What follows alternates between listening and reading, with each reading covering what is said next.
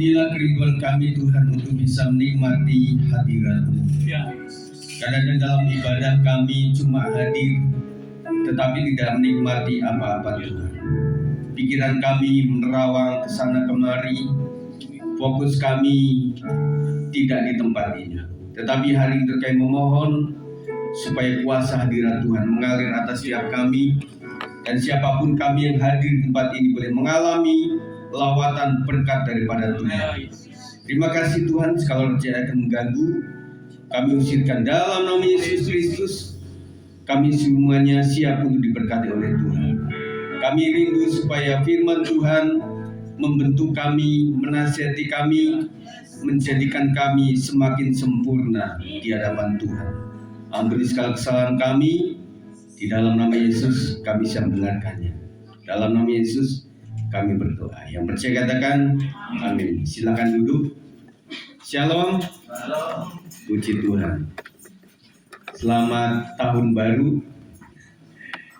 Saya pikir tidak terlambat saya mengucapkan ini saudara sekalian. Saya bersyukur untuk hari ini akhirnya kita sudah masuk di minggu kedua ya. Siap menjalani tahun ini dengan iman dan percaya. Amin ya. Apapun ketakutan, kekhawatiran kita terhadap apapun, siapapun, terhadap usaha, terhadap pendidikan anak-anak kita, terhadap masa depan anak-anak kita, nanti menikah dengan siapa, nanti bekerja di mana, kita pertaruhkan semuanya di dalam tangan Tuhan. Amin. Dan apapun yang kita rancangkan di tahun ini untuk keluarga, untuk gereja Tuhan, saya percaya Tuhan akan menyertai kita sekalian. Amin. Kita akan berbicara mengenai persiapan hati untuk kegerakan rohani, revival. Mari membuka di dalam Mazmur 51 ayat 11 sampai 13. Saya tidak tampilkan di sini saudara sekalian. Saudara silakan membuka di Alkitab masing-masing. Yang tidak punya Alkitab fisik, gunakan Alkitab Android. Ya. Persiapan hati untuk revival, Mazmur 51 ayat 11 sampai 13, kita akan baca 3 ayat ini serempak semuanya ya. Amin. Amin ya, puji Tuhan.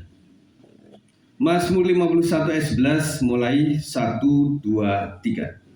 Sembunyikanlah wajahmu terhadap dosaku, hapuskanlah segala kesalahanku.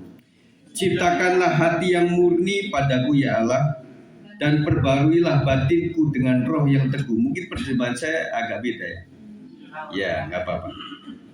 Janganlah membuang aku dari hadapanmu, dan janganlah mengambil rohmu yang kudus dariku. Ini adalah sebuah ayat yang dilakukan oleh pemazmur untuk sebuah pengakuan dosa. Betul ya? Judul perikop saudara di situ tentang pengakuan dosa. Kalau saya begitu saudara. Apakah di Bapak Ibu saudara sama? Ya, tentang pengakuan dosa. Saya katakan saudara sekalian bahwa setingkat Daud itu pun juga minta ampun kepada Tuhan. Betul ya? Daud itu adalah seorang tokoh yang sangat fair. Waktu dia ditegur tentang dosanya, dia langsung ngaku dosanya. Betul ya? Nah, pasca pengampunan daripada Tuhan, apakah akibatnya tidak dia alami? Tetap. Jadi pengakuan dosa terhadap dosa kita kepada Tuhan bukan berarti melenyapkan efeknya. Betul ya? Jadi apapun yang kita lakukan, akhirnya kita memang terkena dampaknya. Tetapi puji Tuhannya, dampak itu hanya di kolong langit ini. Tidak sampai hukuman kekal. Ya. Mending saudara mengaku dosa kemudian dihukum di dunia ini, apakah tidak usah minta ampun dan saudara dihukum di dalam kekekalan. Pilihannya cuma itu saudara. Dan kita belajar di sini bahwa seorang Daud juga mengaku bahwa dia memang banyak dosa di hadapan Tuhan. Dan akhirnya muncullah bahwa Daud ini adalah salah satu sahabat Allah. Saudara sekalian, saya punya dosa, istriku punya dosa, dan semua kita punya dosa. Dan kita memohon ampun kepada Tuhan, bahkan setiap hari, saudara. Ya, kita akan berbicara mengenai ini. Selain karena Allah yang bekerja, respon manusia juga penting untuk terjadinya kebangunan rohani. Kita belajar kemarin bahwa Tuhan sudah memberikan inisiatif untuk melawat umatnya. Tetapi tergantung umatnya apakah merespon atau tidak. Betul nggak, saudara? Tergantung umat juga. Bahwa lawatan Allah itu terjadi di seluruh gereja-gereja. Tetapi saya pastikan tidak semua orang individu mengalami lawatan itu. Tergantung yang menangkap api Tuhan, meresponi hadirat Tuhan atau tidak. Betul? Jadi saudara sekalian, bahwa kita mengalami Tuhan itu adalah tanggung jawab pribadi kita kepada Tuhan. Ya, ada bapak, ibu, ada anak-anak, sama-sama hadir dalam gereja. Tetapi tergantung siapa yang meresponi hadirat Tuhan, siapa yang menghormati hadirat Tuhan, yang akan menerima lawatan daripada Tuhan. Kalau saudara sudah berusaha untuk mengajak anak-anak, mengajak istri atau suami, dan mereka nggak merespon, urusannya sudah pribadi kepada Tuhan. Betul ya? Urusan keluarga itu masalah kita. Karena satu kandung, satu marga, satu fam, dan itu adalah tanggung jawab Bapak Ibu sebagai kepala rumah tangga. Tetapi urusan surga dan neraka itu adalah pribadi kita dengan Tuhan. Makanya jangan ada model ikut-ikutan. Maksudnya gini, kalau pertemanan pasti ada yang kadang-kadang telepon-teleponan. Hai guys, kamu datang ke ibadah nggak hari ini? Males banget hari ini. Oh gitu ya, kalau gitu saya juga ikut males deh. Transfer saudara sekalian. Kalau anak muda berpikir bahwa ini adalah tanggung jawabku pribadi kepada Tuhan, mau 5 sahabatku nggak datang di ibadah kegiatan yang pribadi aku datang di ibadah. Setuju? Bagaimana persiapan kita untuk mengalami kegerakan Allah? Yang pertama, di dalam ayat 12a tadi, Daud memohon, jadikanlah hatiku tahir. Revival, kegerakan rohani selalu dimulai dengan pembaruan hati, bukan program gerejawi. Yang penting adalah hatinya. Jadi gereja itu media untuk membentuk hati. Kegiatan gereja diadakan mau Natal, Paskah, kebaktian minggu seperti ini, ibadah Jumat Agung atau ibadah Paskah dan sebagainya, itu hanya media. Semoga dengan itu maka hati setiap jemaat mengalami pembaharuan. Kalau saudara tanya GBI terutama, di lokal-lokal itu beda-beda saudara. Ada yang ibadah pagi, ada yang siang, ada yang setengah siang, ada yang setengah sore, jam 3 misalnya. Ada juga yang malam hari. Dan kalau di gereja kami di GBI Pulung Kencana itu sekolah minggu sudah diadakan minggu sore saudara. Yang gak lazim. Biasanya orang berpikir sekolah minggu itu harus yang pas orang tua datang, mereka ngumpul di satu tempat, kemudian mereka ibadah. Tetapi kami di sana nggak begitu. Kita mengadakan sore hari. Kalau saya tanya di tempat ini apakah bisa begitu, mungkin banyak kesulitan saudara. Jadi setiap lokal itu memiliki kekhasan sendiri. Itulah GBI. Ya mungkin di Mami di Medan sana mungkin beda lagi ya. Kegiatan-kegiatannya akan beda. Ibadah WBI-nya kapan, itu akan beda-beda. Ya. Tetapi intinya media itu adalah untuk membentuk pribadi manusia. Artinya kalau suatu saat kegiatan itu memang tidak merubah apa-apa, bisa direstorasi dong, bisa diubah lagi, renovasi saudara. Betul nggak? Jadi tahun 2026 itu adalah tahun renovasi untuk kita sekalian, merubah apa yang perlu diubah, meneruskan apa yang sudah baik. Ketika kita mempertahankan yang tidak baik terus-terusan, maka yang korban adalah banyak, saudara. Betul nggak? Gembala juga korban, jemaat juga korban. Misalnya gini, suatu kali diadakan ibadah pada jam 6 pagi. Wah, banyak kesulitan, macet pak, wah. Akhirnya kekeh, kita adakan tetap jam 6, kayak hukum Taurat gitu. Pokoknya saya nggak mau tahu bentuk ketaatan saudara harus hadir bahkan sebelum jam 6. Lama-lama orang berpikir ini penyiksaan pak, betul nggak? Jadi akhirnya kita kompakin, siapa yang kesulitan ini? Oke. Ini kan pernah berubah-ubah ya. Waktu itu jamnya itu mulai jam berapa kali ingat? Waktu di Desa Rika waktu itu jam berapa? 7:30. Pernah saya buat 8:05. Pernah saya buat.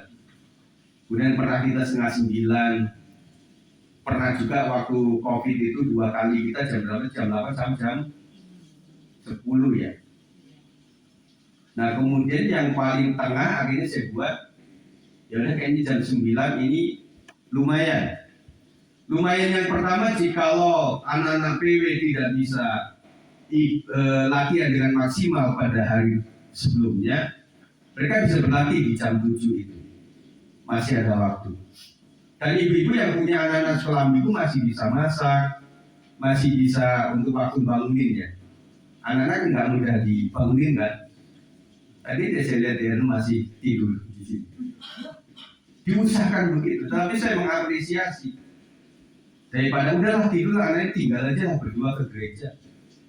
Waktu Darren bangun, waduh saudara sekalian, mama papa kemana? Wah. Dan papa mamanya pasti nggak konsentrasi di sini. Akhirnya diajak. Mereka pakai motor saudara sekalian. Dan ini adalah sebuah kewajiban bagi orang tua untuk membawa anak-anaknya untuk ada dalam hadirat Tuhan. Luar biasa sekali.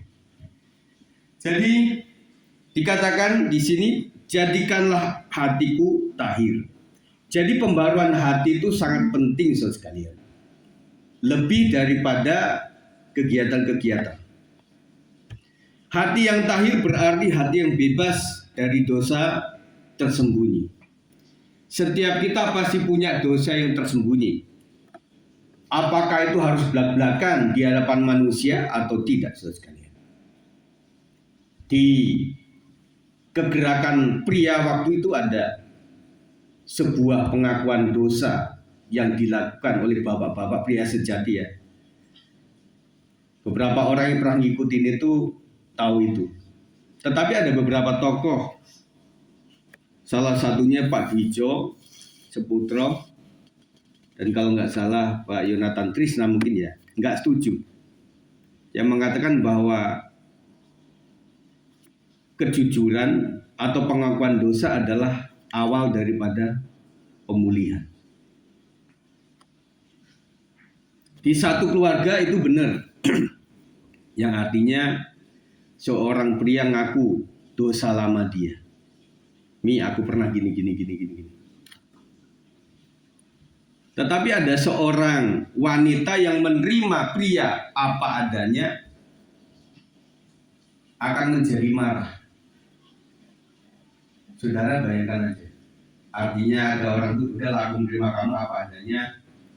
Saya tahu pasti kamu goblok di masa lalu, tetapi nggak usah diungkit, itu saya nggak mau tahu lagi. Pulang dari camp, suami buka itu saudara. Yang terjadi bukan pemulihan keluarga, tetapi pertengkaran. Betul nggak? Ternyata kamu gitu ya.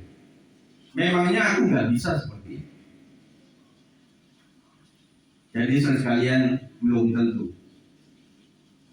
Kalau menurut saya tetap percaya bahwa siapa yang ada dalam Kristus, dia adalah ciptaan baru.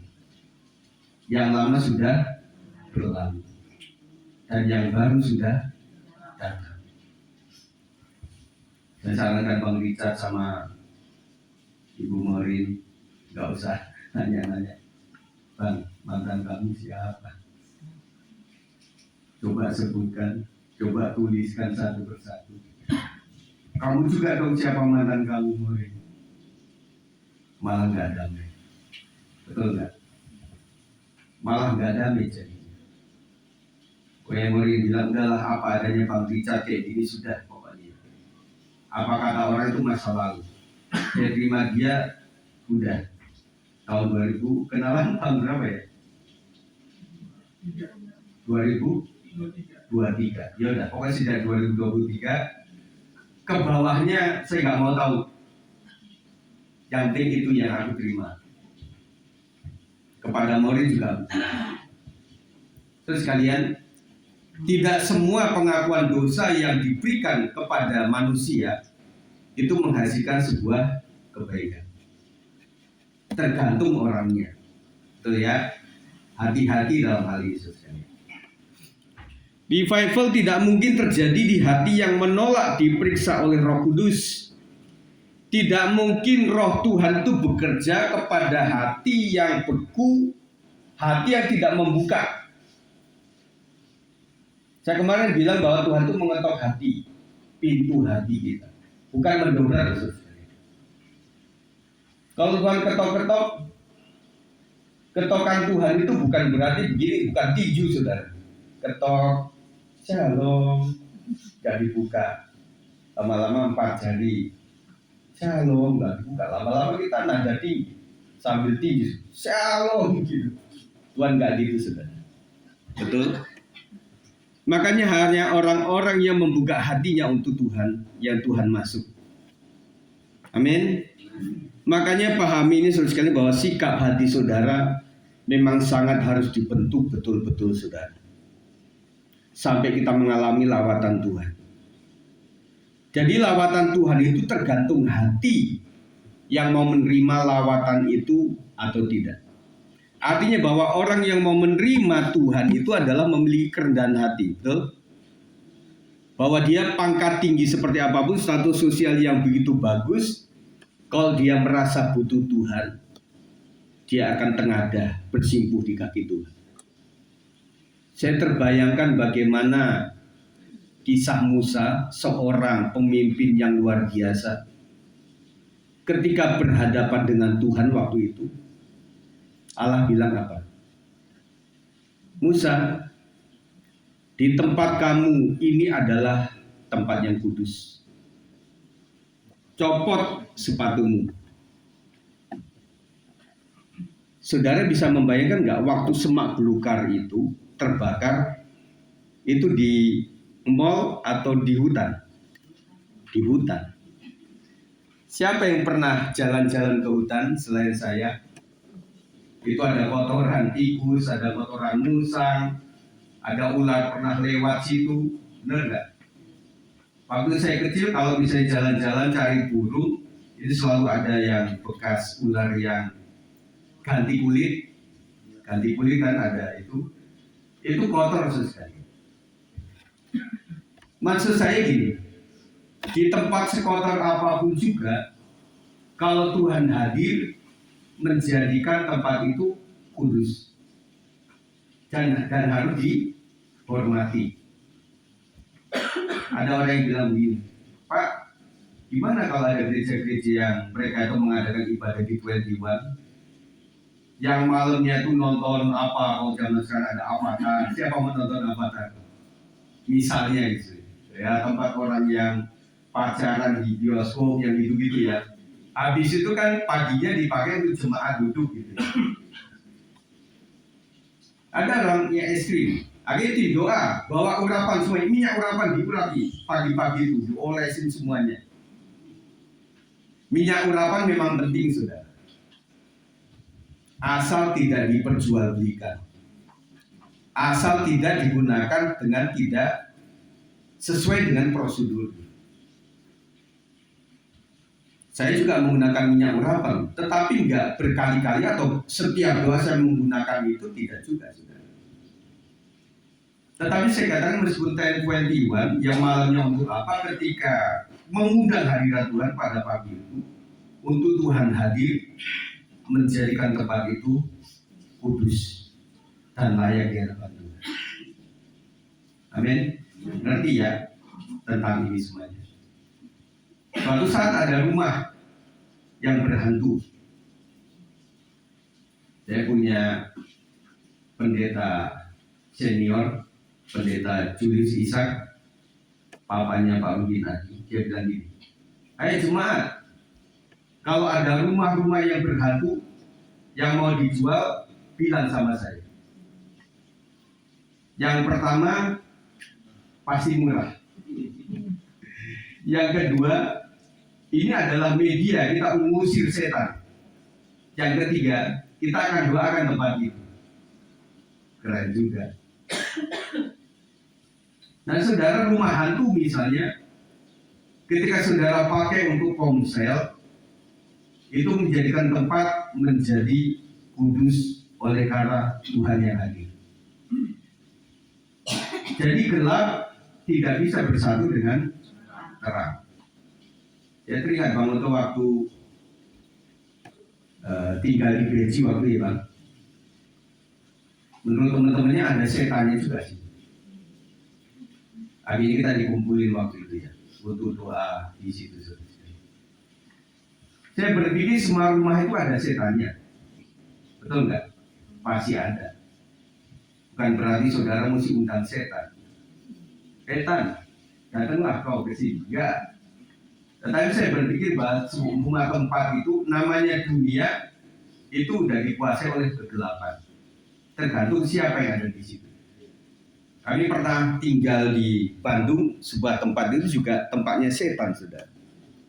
Ketika kami ada juga, saya nggak pernah lihat setan, tetapi rasa masih ada. Ser gitu ya, ada apa gitu. Nah baru kan ibu-ibu baru ngomong, "Mas Giri tahu nggak tempat yang Anda tinggalin itu adalah klinik tempat orang melahirkan dan banyak meninggal di situ. Pantesan pendeta suruh tinggal di situ." Baru saya tahu, saudara. Nah ketika kami sudah ke Depok, akhirnya memang ada satu pendeta lagi yang disuruh tinggal di situ. Jadi jemaat ini percaya bahwa kalau pendeta masuk di rumah berhantu itu hantunya akan lari gitu. Ya, mungkin saudara juga berpikir seperti itu. Kalau ada hantu undang aja Pak Sikit, Pak Poniman itu. Itu pengejar hantu tuh. Terus akhirnya kita masukin ke botol gitu. Zaman dulu kan ada tuh acara kayak gitu ya. Tidak saudara sekalian. Ya. Renungkan dan akui dosa secara jujur di hadapan Tuhan. Biarkan firman menegur dan membentuk kembali karakter kita. Saya percaya setiap kita punya karakter yang susah diubahkan. Setiap orang pasti punya. Saya juga merasa punya karakter yang susah diubah. Tetapi bukan berarti karakter yang susah diubah itu menjadi kebanggaan. Bukan, saudara. Dan saudara bilang, tahu aja kalau saya udah marah itu seluruh keluarga diem sama saya. Itu bukan kebanggaan, saudara. Tetapi harus diubahkan. Jadi tentunya dengan pengakuan dosa, pengakuan keterbatasan kita, firman Tuhan sanggup mengubahkan kita. Setuju ya? Saudara doakan beliau-beliau yang terlihat karakternya kurang baik menurut saudara. Saudara kasih firman, diajak untuk ibadah, supaya mereka bisa diubahkan oleh Tuhan, bukan oleh kita. Sekali lagi Bapak Ibu, kau tidak bisa mengubah suami atau istrimu. Tidak bisa. Semakin kau pengen mengubah pasanganmu, semakin dia punya benteng yang sudah sangat kuat. Pernah nggak kalau orang merasa bersalah dan dia punya keakuan tinggi, dia berkata begini, pokoknya sebelum dia marah, saya harus bersikap marah dulu. Ada orang yang gitu. Saya merasa salah, datangnya orang-orang mau datang. Ya udah saya udah, pokoknya ngomong panjang aja. Tak putus-putusnya, ngomong gitu sampai dia nggak punya waktu untuk ngomong. Akhirnya orang yang baik itu ya adalah orangnya udah susah. Akhirnya dia pulang lagi. Saya katakan bahwa orang-orang yang ngotot meskipun salah, akhirnya orang terbawa sama dia. Di media massa itu saudara tidak semuanya benar. Apalagi munculnya AI ya. Saudara perhatikan yang ini kayaknya menurut akal nggak begitu, kayaknya bukan. Itu AI buatannya. Dan kita merasa inilah zaman seperti itu. Kita mesti hati-hati saudara. Jadi Tuhan melalui firman-Nya biarlah menegur dan membentuk kembali karakter kita. Semua kita memiliki karakter yang tidak baik oleh karena kita sudah keturunan orang yang berdosa. Seorang pendeta besar pun memiliki karakter bibit daripada keturunan orang berdosa. Cuma bedanya gini, yang orang pengen diperbaharui, mereka tetap bertahan di karakter yang tidak baik. Tetapi orang yang pengen disempurnakan oleh Tuhan, dia berusaha untuk mengakui, untuk meminimalisir sampai karakter yang tidak baik itu dipotong oleh Tuhan, sampai yang muncul adalah karakter seperti Kristus. Visi besar GBI adalah menjadi seperti Kristus. Itu saudara. Jadi siapapun kita, termasuk yang ngomong, memiliki karakter yang tidak baik, ada sisi itu saudara. Tidak semuanya orang 100% itu baik. Pasti begini, antara baik dan tidak baik. Semoga semakin kita akan menghadap Tuhan, semakin karakter yang tidak baik itu menjadi karakter seperti Kristus. Setuju? Saya ingin saudara sekalian meninggal di dalam karakter yang dekat sama Tuhan. Makanya saudara harus hati-hati. Siapa yang pernah tahu bahwa kapan saudara akan meninggal? Tidak tahu kan?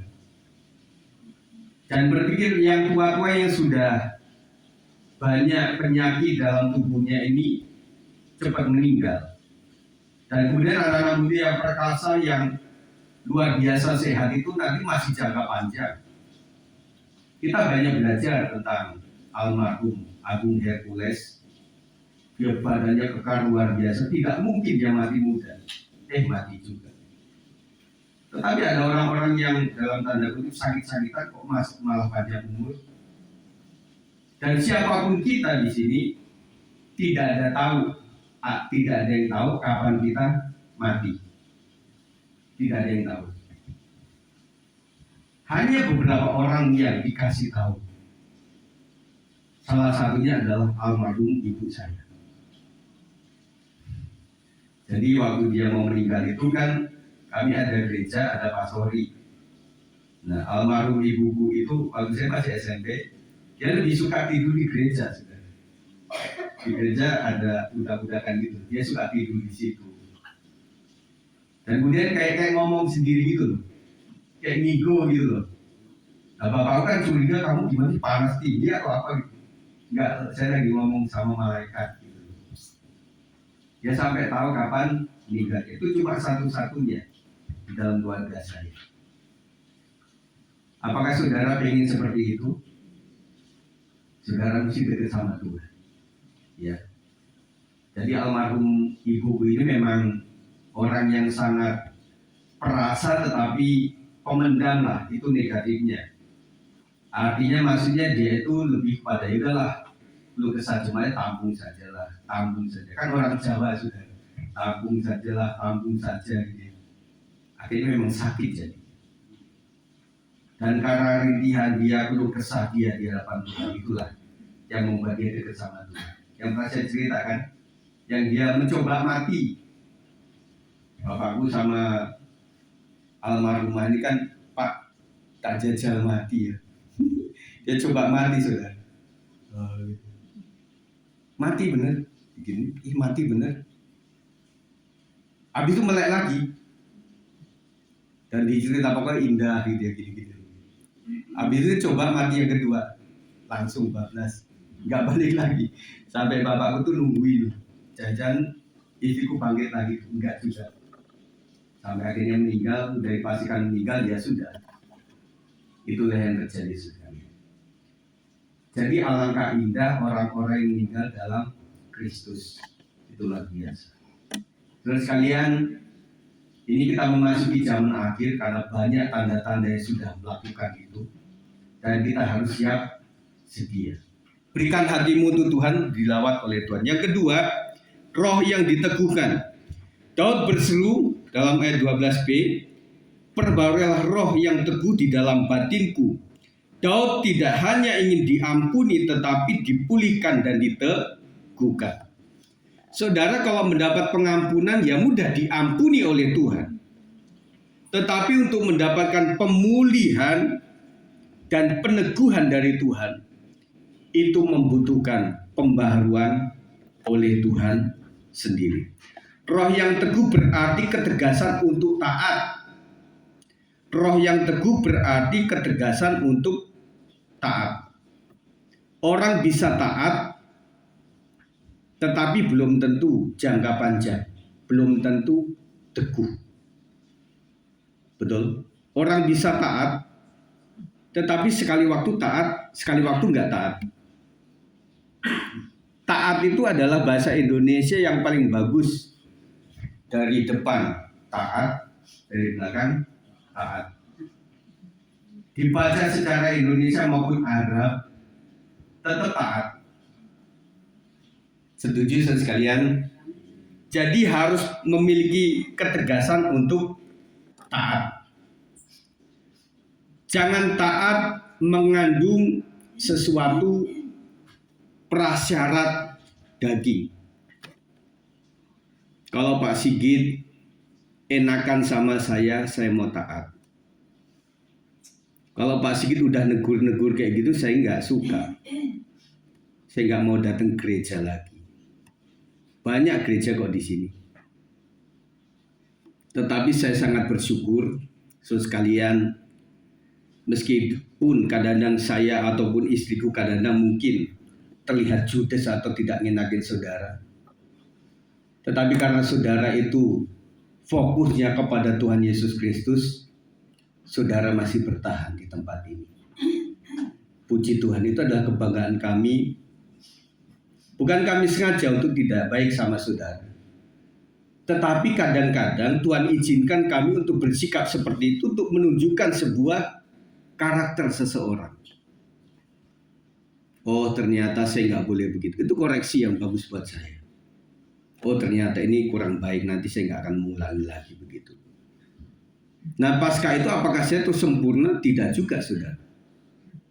Karena setiap tahun, setiap bulan itu ada situasi tertentu yang berbeda-beda. Saudara masih ada, tetapi anak saudara kan beda-beda nanti.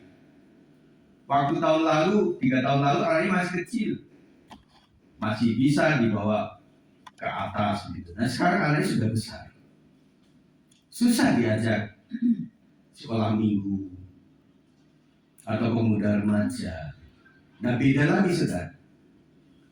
Nah, ketika ada anak muda di sini, waktu dia masih kecil, khotbah saya nggak masalah. Orang tua senang dengan khotbah saya. Kemarin saya berbicara dengan Pak Kris, yang dia itu soundman di GBI Roxy Jakarta. Dia sebutkan beberapa pendeta yang susah untuk di-mixing, saudara. Karena gini, sebentar pelan, dia gedein, sebentar dia kencang begitu, saudara. Aduh, ini pusing juga ya. Lama-lama dia biarin aja. Jadi koreksi, Pak, gimana tadi khotbahnya pendeta ini? Waduh Pak, pusing saya karena kekencangan itu. Ada yang begitu, saudara. Jadi ada orang yang memang suka dengan intonasi yang naik turun seperti itu, ada yang suka datar, saudara. Kalau pengajar biasanya dari awal sampai akhir jadi kebanyakan datar, nggak terlalu tinggi, nggak terlalu rendah, saudara. Itu juga beda-beda, ya. Nah, kita akan bicara mengenai roh yang teguh, berarti ketegasan untuk taat tidak diombang-ambingkan oleh hawa nafsu atau ketekanan manusia. Revival terjadi bagi umat yang memiliki keteguhan untuk hidup kudus dan berdisiplin rohani. Ambil langkah konkret menjauhi pencobaan yang berulang. Bangun kedisiplinan rohani melalui doa, firman, puasa, dan ibadah.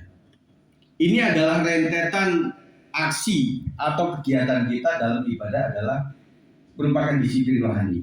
Disiplin rohani artinya mulai dari yang menyakitkan, yang membuat kita marah, membuat kita bosan, sampai kepada kita menyukai. Itu adanya disiplin, saudara. Yang ada disiplin itu adalah di wilayah pendidikan. Yang paling lebih ketat adalah pendidikan keprajuritan. Misalnya zaman dulu kan ada SDPDN, nggak tahu sekarang diistilahkan apa lagi. Nah, mereka disiplin di situ. Apakah disiplin itu disukai oleh banyak orang? Tidak juga, saudara. Ada keluarga-keluarga tentara di sini. Mereka kebanyakan keras. Tetapi apakah waktu didikan itu diajarkan, apakah mereka suka? Enggak juga. Jadi artinya disiplin itu adalah sesuatu yang tidak menyukakan. Misalnya doa. Doa itu adalah bukan hal yang menyenangkan, saudara. Saya ingatkan waktu saudara zaman dulu, yang zamannya majalah Bobo dan sebagainya, itu kan ada tuh nama, kemudian ada hobi. Adakah hobinya doa? Nggak ada loh, ya. Meskipun itu anak pendeta, hobinya doa nggak ada. Kalau hobi jalan-jalan, hobi shopping, hobi medsosan itu banyak, sudah. Tetapi hobi doa nggak ada.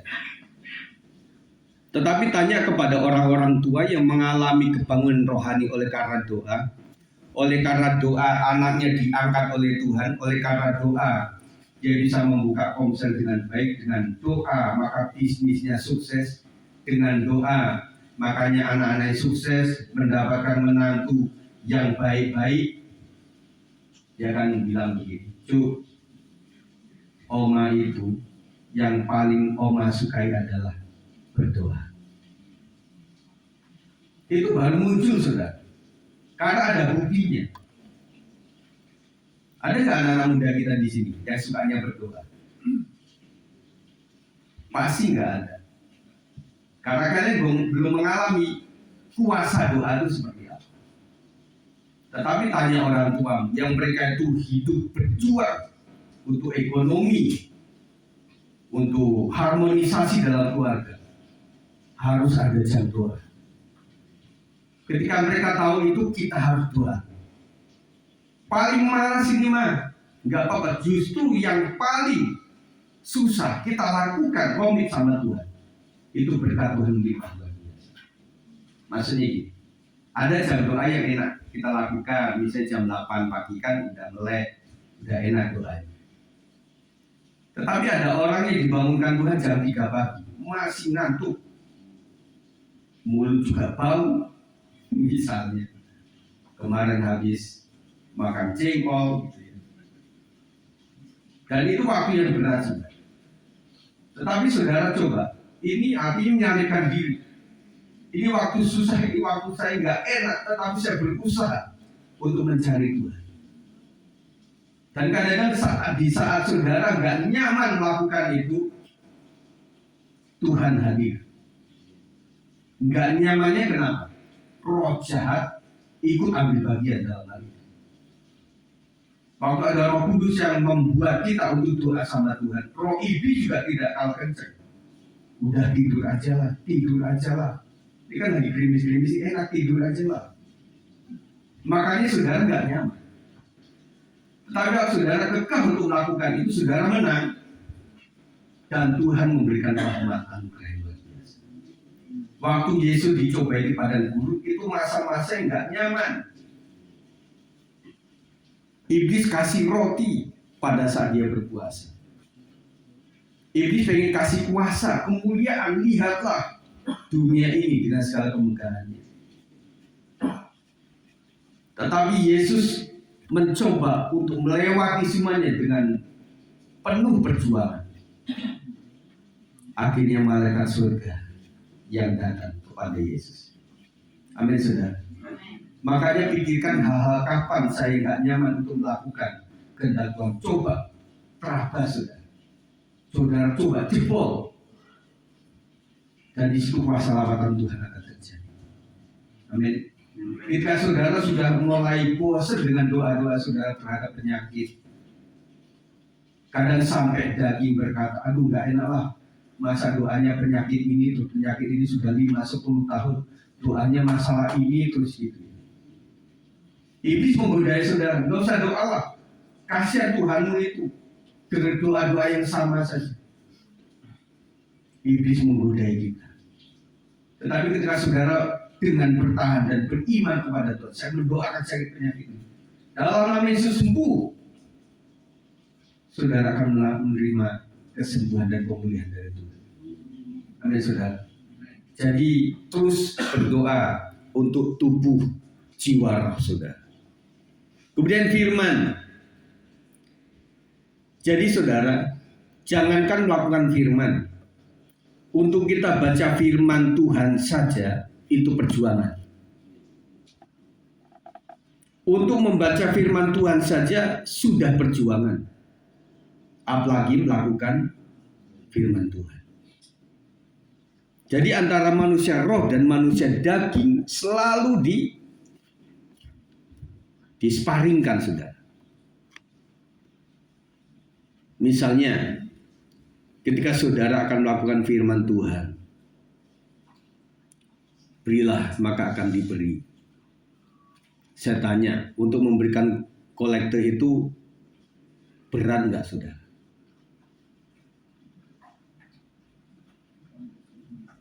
Kita masih sedikit, saudara. Saudara yang berlatar belakang gereja-gereja tradisi itu banyak persembahannya. Betul nggak? Ini untuk itu. Belum iuran jemaat, betul nggak? Dan kadang-kadang ada tim tagihnya, saudara. Coba tidak semua gereja, tetapi ada beberapa orang yang mengangkat majelisnya itu oleh karena pemberian-pemberian itu. Sampai ada yang berkata kepada kami, kenapa dia kan kayaknya nggak cocok jadi majelis. Iya Pak, mereka nggak usah hadir nggak apa-apa. Yang penting happeningnya masuk terus. Oh gitu ya. Waduh, saudara. Benar nggak? Jadi saudara, untuk memberikan kepada Tuhan itu pun tantangan besar buat kita sekalian. Tetapi buat orang yang tahu bukti daripada kita memberikan pada pekerjaan Tuhan, orang akan memberikan hatinya untuk rela memberi kepada Tuhan. Orang yang beri itu bertanya, saya mau kasih ini kepada siapa ini? Jangan dikorupsi, jangan memperkaya diri pendeta, jangan membuat para penerima ini menjadi orang yang lebih dari jemaatnya dan sebagainya. Kalau menurut saya ya, karena saya pernah jadi jemaat itu terlalu picik sebenarnya. Urusan kita dengan Tuhan itu, apakah engkau memberikan sesuatu yang Tuhan perintahkan, misalnya persepuluhan juga. Jadi orang berpikir memberikan persepuluhan itu yaitu memperkaya pendetanya.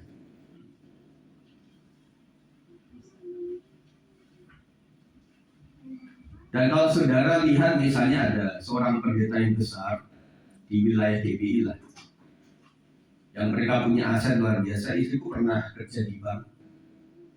Ada dari sumber lain itu yang uangnya memang miliaran depositonya. Buat orang-orang yang pelit, dalam tanda kutip, ngapain saya memberikan orang yang sudah punya villa, orang yang sudah punya kapal pesiar, nanti kaya dia. Saudara, kalau semua jemaat berpikir seperti ini, tidak ada satupun jemaat yang memberi. Tetapi fokus kita adalah, Tuhan bertanya kepada pribadi kita, apakah engkau sudah melakukan seperti yang aku perintahkan? Hanya itu, saudara. Masalah orang itu nanti korupsi, masalah orang itu jadi kaya raya atau apa, itu bukan urusan kita. Betul? Itu urusannya sama Tuhan. Yang penting apa yang aku beri ini adalah tanggung jawab pribadi kepada Tuhan. Apalagi saudara, masalah persepuluhan itu banyak seliweran pengajaran-pengajaran yang luar biasa. Tetapi praktiknya, lihatlah orang-orang yang taat kepada persepuluhan itu. Mereka tidak kaya raya, tetapi ada damai sejahtera. Dan kecil-kecil pertolongan Tuhan itu selalu ada. Kalau tidak percaya, lakukan dengan sukacita. Amin. Ini adalah kesadaran buat kita sekalian. Nanti ada anak-anak pra-remaja, remaja yang masuk ke dewasa muda. Nanti engkau akan memiliki penghasilan. Dan ada orang tua yang tahu tentang konsep ini. Akhirnya sejak kecil mereka sudah dilatih. Nah, ini dari opung dikasih 100.000 ya. Tapi mama tahan untuk 1/10-nya. Berapa? 10.000 ditaruh sini ya. Ih mama kok gitu? Kan jadi cuma 90.000. Betul nggak?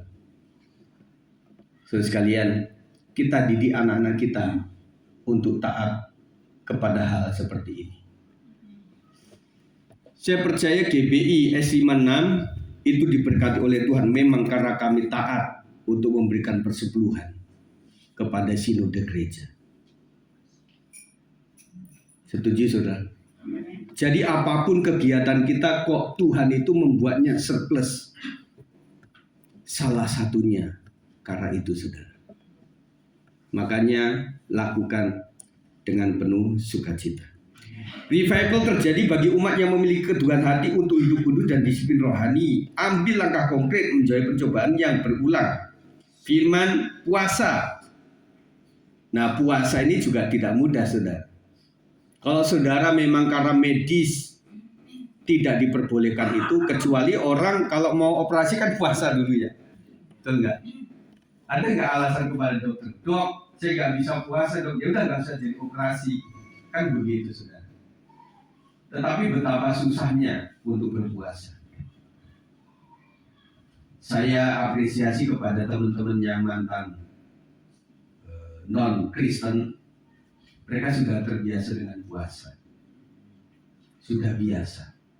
Tetapi buat kita saudara tidak terbiasa itu puasa itu sangat mengganggu saudara. Puasa dikit udah pusing 7 keliling saudara. Dan kata orang teman-teman kita itu, kok selama seminggu itu masih pelatihan Pak. Tetapi setelah seminggu ke sana itu udah enak rasanya. Dan sampai ada suatu saat udah mau lebaran nih, udah takbiran nih. Mereka tetap melakukan puasa, kan udah selesai puasanya. Ya rasanya udah terbiasa. Jadi kebiasaan perut itu adalah yang kita biasakan apa? Saudara boleh tunjuk tangan. Siapa yang terbiasa sarapan angkat tangan? Pagi. Angkat tangan, jangan malu-malu.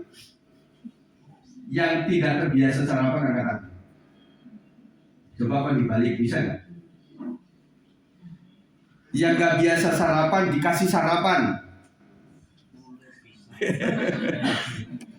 Terus yang biasa sarapan nggak disuruh sarapan. Iya kan?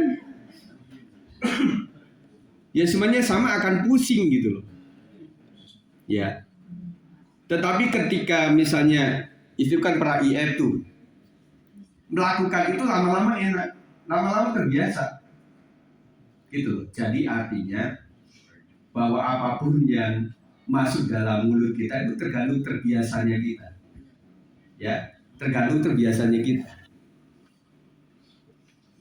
Masalah ngopi, saudara. Ada yang kopi hitam lah, tanpa gula lah. Ada yang 3 in 1, macam-macam. Ada orang bilang begini, Pak Sigit, kalau saya minum kopi itu malam, itu nggak bisa tidur Pak sampai pagi. Waktu itu kami sama Pak Sam ngopi kok nggak ada ngaruh ya. Justru kadang-kadang mau tidur malah ngopi loh. Betul nggak? Nah ini tergantung kebiasaan, tergantung dosisnya. Artinya tubuh kita dalam mengolahnya tergantung kebiasaan yang kita lakukan. Yang terakhir adalah ibadah sebagai disiplin rohani. Jadi lakukan ibadah, latihlah dirimu untuk beribadah. Jadi ibadah adalah latihan. Latihan adalah sesuatu yang awalnya tidak menyukakan sampai dia suka. Dan ibadah itu membutuhkan kontribusi. Untuk saudara hadir di tempat ini, beberapa orang membutuhkan biaya yang banyak. Yang pertama biaya tenaga. Ada yang jauh tuh, Mas Tri. Di tempat ini yang paling jauh Mas Tri. Mas Tri pernah hitung Mas? Berapa kilo Mas? Dari rumah ke sini?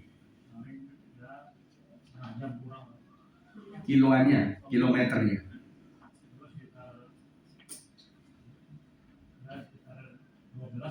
12 ya. Nanti waktu pulang dihitung lagi ya Mas. 12 kilo sudah. Benar. Saya ingat waktu saya SMA itu, puji Tuhan Bapak dari Jakarta itu bawa sepeda balap dulu.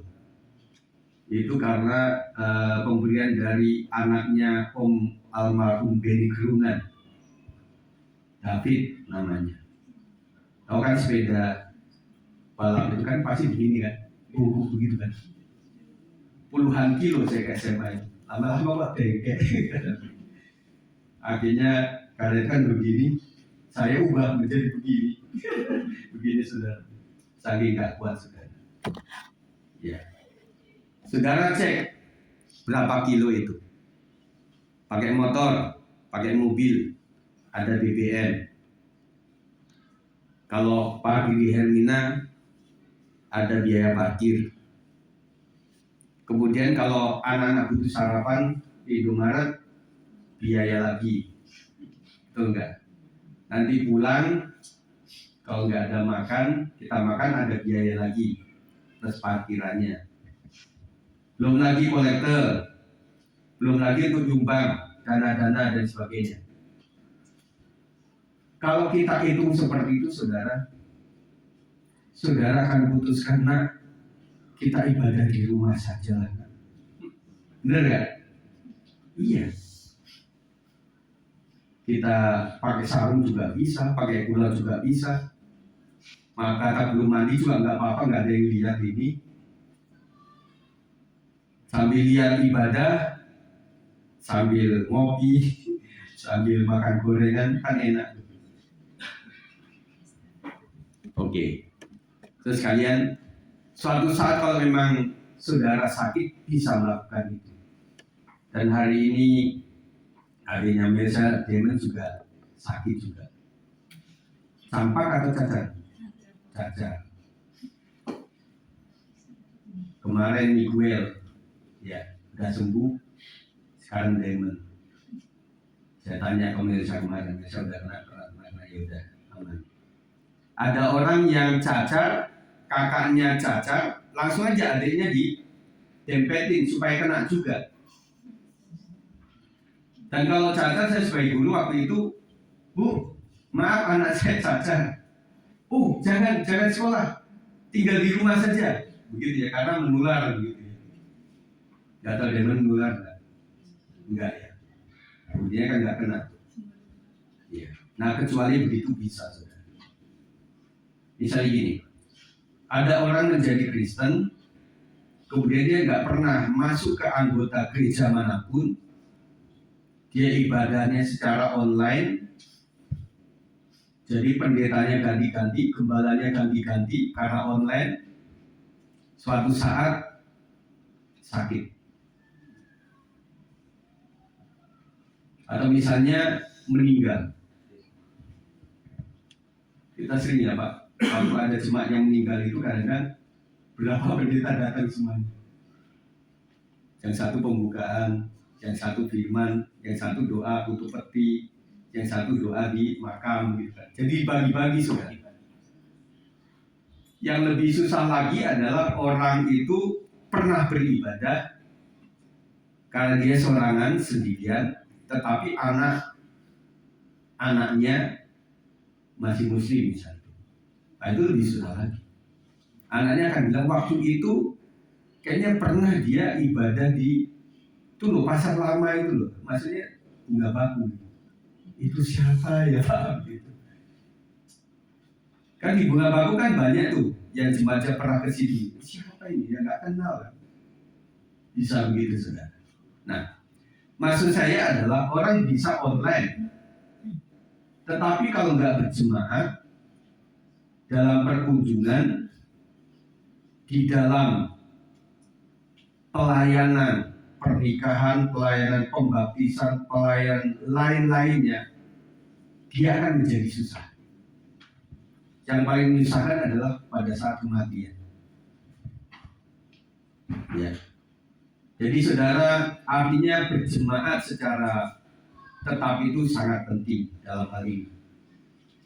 Ada orang, ini kan menjelang menikah, yaudah kita aktif. Habis menikah, nggak aktif lagi. Ya puji Tuhan, Bang Riza sama kakak Morin ini aktif, puji Tuhan. Ada kok yang suka deket-deket sama kita. Ada orangnya di Depok situ, timur. Wah, waktu menjelang pernikahan itu deket sama kita, sama anak-anak pemuda waktu itu. Habis menikah, gak ada, gak tahu kemana dia. Tetapi saya masih bersyukur bahwa orang ini memang tetap aktif dalam gereja. Itu. Jangan sampai lari, memang benar lari. Saudara. Jadi itu pentingnya untuk menjadi jemaat yang tertanam, ya saudara.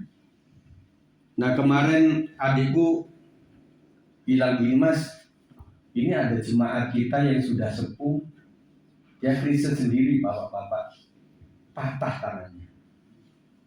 Tetapi anak-anaknya, istrinya itu belum Kristen. Adikku jemputin setiap minggu gitu. Ya. Jadi kesulitan. Belum lagi nanti dalam hal pemakaman sudah. Ya.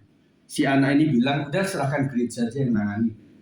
Ada anak yang lebih dekat akrab dengan ibadah, udah kita nggak boleh secara Kristen.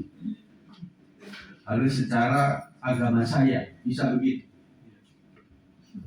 Makanya ada orang-orang yang belum mati pun dia sudah rekenan ke pihak gereja sama anak-anaknya, Nina, nanti kalau mama atau papa meninggal, nanti diurus sama gereja ya. Oh gitu ya, ya udah silakan nggak apa-apa. Sampai begitu.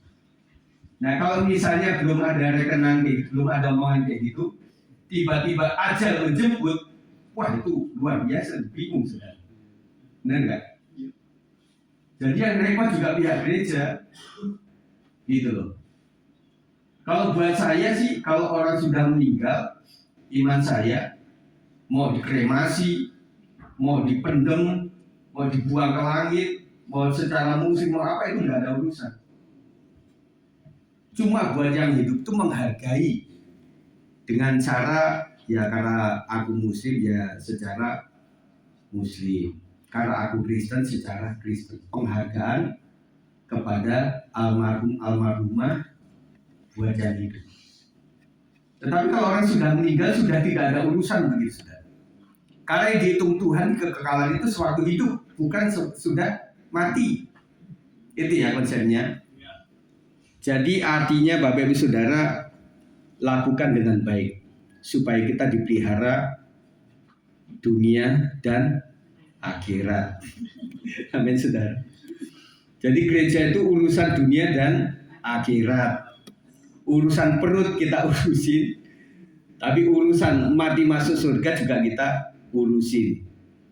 Nah untuk itulah saudara mesti taat, ya, aktiflah dalam gereja, Dan semoga ke sana saudara bisa melayani dan itu menjadi berkat bagi gereja Tuhan. Kita harus ada penerusnya. Kami ini kan semakin menua, saudara. Harus ada generasi penerusnya. Dan kita didik anak-anak remaja, pemuda kita untuk takut kepada Tuhan. Dan juga anak-anak sekolah minggu kita, saudara. Maaf kata, antara anak sekolah minggu dengan pra remaja akan begini. Suatu saat sekolah minggu banyak nih, remajanya sedikit. Waktu anak sekolah minggu udah lulus ke remaja semua, sekolah minggunya sedikit. Kalau remaja pemuda, dewasa muda, itu bibitnya dari anak-anak sekolah minggu. Saya tanya, kalau anak sekolah minggu dari mana? Ayo. Saudara pernah mikirin itu enggak? Ayo mari menikah supaya punya anak semuanya. Kan begitu ya. Ada menginjili anak gitu. Makanya beruntung salah satu daripada gereja yang memiliki sekolahan ya. Rata-rata mereka jemaahnya akan semakin membesar. Makanya GBI mengharapkan yang bisa setiap GBI lokal itu punya PAUD. Tapi kita nggak bisa sudah karena tempat kita ya. Beberapa tempat kami di GBI Pulung Kencana itu ada PAUD sudah. Yang membuat orang-orang muslim juga anak-anak muslim juga ada di situ ya. Itu adalah pembentukan untuk jemaat awal. Itu bisa sudah. Yang terakhir ya saya kebanyakan. Kesaksian yang dideklarasikan. Pembaruan hati dalam ayat 13 menghasilkan kesaksian hidup. Daud berkata ia akan mengajar orang-orang berdosa supaya kembali kepada Tuhan. Revival bukan hanya pengalaman pribadi tetapi menghasilkan misi dengan bentuk keberanian memberitakan pertobatan dan keselamatan. Hati yang dipulihkan akan selalu melahirkan mulut yang bersaksi. Bagikan apa yang Tuhan perbuat dalam hidup Anda secara sederhana dan nyata. Jadi orang yang mengalami Tuhan itu dia suka membuka mulut untuk bersaksi. Saya unggah lagi si Mami ini ya waktu saya di bandara jemput. Mami udah ada kenalan. Ada satu ibu orang Batak juga orang Bogor ya. Mami ini suka berkomunikasi. Kemudian waktu di Bandung, waktu di Hyper Pasca itu juga kenalan juga. Sama ada satu orang dari Full Gospel kalau nggak salah ya. Jadi kayak Mami ini luar biasa. Jadi pengen berbagi itu pengalaman hidup. Saya tanya saudara, kalau saudara sudah memiliki harta terpendam, memiliki Kristus yang tadinya saudara bukan Kristen, dan mengalami ini adalah anugerah yang terbesar buat saya. Ingin menginjilnya ada nggak? Jadi orang melihat orang itu adalah jiwanya nanti kalau meninggal mau masuk kemana? Itu ada hasrat di sini saudara. Dan yang pernah saya saksikan maminya Mas Tri ini, si Eyang itu juga begitu. Mau diangkut di mana Mas Tri ya? Ya pokoknya ngomong tentang kebaikan Tuhan, tentang Tuhan Yesus Kristus. Jadi usia-usia indah itu lebih aman dibanding anak muda. Kalau anak muda ngomong Kristus ditampol sama anak pemuda lain, maaf ya. Tetapi kalau orang usia indah, yang pertama dia menghormati dulu, namanya nenek-nenek ngomong dengerin aja lah. Itu aman yang pertama. Yang kedua setelah dia ngomong tentang firman Kristus, kesaksian pribadi, paling tidak ada firman yang mengatakan firman yang keluar dari mulut tidak akan pernah kembali sia-sia. Itu keunggulan yang kedua. Waktu dia gede udah marah banget sama si nenek-nenek ini, si kakek-kakek ini ngomong Injil aja gitu ya. Tapi udah masuk tertanam. Dan sekali lagi kita bukan tugasnya untuk mengkristenkan, bukan. Saya ulang, Pak Hari Sempulur kemarin bilang Jadi sebuah suku di Banten itu bukan untuk dikristenkan, tetapi dikasih informasi kebenaran saja. Karena kaum-kaum seperti ini dimenangkan bisa, tetapi resiko mereka akan dikeluarkan dari masyarakat. Apakah kita sanggup untuk menghidupi itu? Kita nggak sanggup, saudara. Akhirnya udahlah, pokoknya kasih Injil aja, kasih kebenaran saja. Mereka bukan Kristen, tetapi mereka tahu tentang Yesus Kristus. Itu intinya, saudara. Makanya buat teman-teman sekalian yang punya keluarga besar yang masih Muslim, masih beragama lain, tugas saudara bukan mengkristenkan, tetapi kasih kabar tentang kebaikan saudara. Sampai mereka itu berkata, oh ternyata menantuku yang Kristen itu memang hebat luar biasa, baik orangnya. Begitu saja, saudara. Karena nggak mudah untuk membawa, misalnya mama kita gitu ya, untuk menjadi Kristen. Tetapi kalau adik kita masih belum Kristen, emang mudah? Nggak mudah. Makanya benar. Makanya udah kita kasih yang terbaik saja. Ya, kita pelihara orang tua kita ayomi dia, dan sekali waktu meskipun agak bahaya kita doakan dia dalam nama Yesus. Suatu saat Tuhan akan bukakan itu semuanya. Ya, suatu saat orang akan mengerti. Dan kita coba, mah nanti kalau misalnya mati, mama mau kemana kira-kira? Masuk surga atau neraka? Ah, kamu ngomong gitu, mama kan masih sehat. Enggak, ini kan cuma tanya doang. Kamu pengen dapat warisan ya?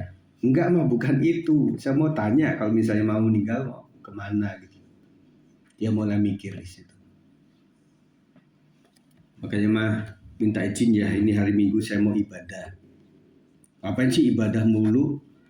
Iya, karena saya kan urusannya dunia dan akhirat. Saya mikirin akhirat mah.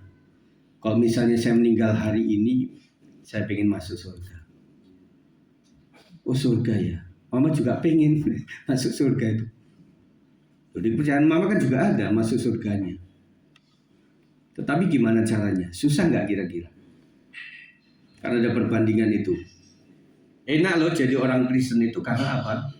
Tidak usah melewati rambut di belah 7, tetapi dia diampuni dosanya dan mengakui Tuhan, langsung masuk surga. Enak banget. Terus kemudian seorang pendeta yang mantan dari mereka itu ditanya, Pak Pendeta, misalnya selain umat Kristen bisa nggak masuk surga? Oh bisa, wah seneng dia.